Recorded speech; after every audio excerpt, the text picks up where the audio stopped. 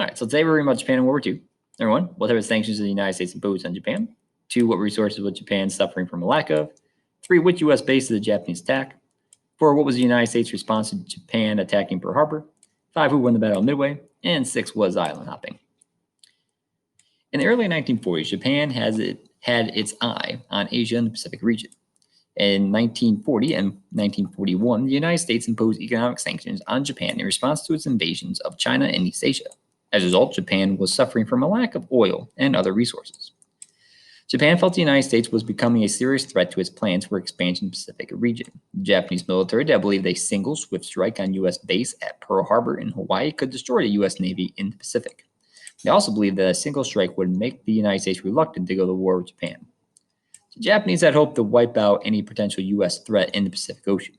Instead, the United States declared war on Japan the next day, formally entering World War II. The attack on Pearl Harbor had caused a result that Japan had hoped it would prevent.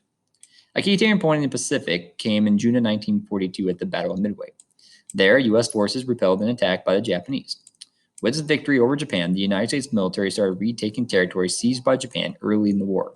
It did so with a strategy called island hopping, which began at Guadalcanal in August of 1942.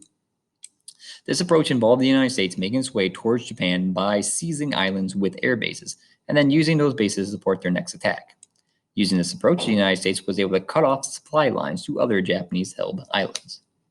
Okay, go and answer those questions if you would, please.